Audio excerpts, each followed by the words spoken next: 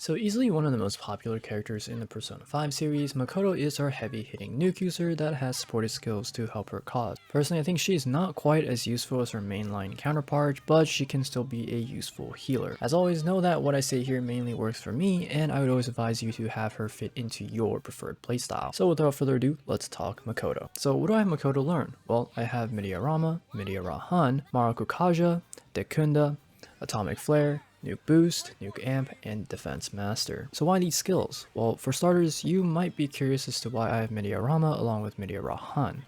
And my reasoning is that depending on the situation, I could use Midiarama to top myself off if I feel that the team doesn't really need a full heal, meaning that I could save some SP in the long run. Speaking of saving SP, Atomic Flare is extremely expensive, so if you want a cheaper nuke move, be my guest. But once again, since I'm only ever going to be using her during boss fights, especially those boss fights weak to nuke, I want the hardest hitting skill to be paired with Nuke Amp and Nuke Boost. Then I also have Dekunda in case if I ever get debuffed or if any of my teammates get debuffed, and Marukukaja to buff my allies' defense if the situation calls for it, as well as Defense Masters, so Makoto herself will have a little bit of an edge while entering a fight. Now once again, I do want to state that this build really is not the strongest of the bunch, and I can think of plenty of ways that someone might want to take a different approach, but since I basically use her as a nuke bot, this is the build that I go with. As I'm writing the script, something really bothers me with the fact that her build doesn't quite have the same synergy as others, but I guess this is something that you just have to work with what you've got. For technicals, she's pretty great, but personally I find Haru to be a little more effective, so unfortunately in my team she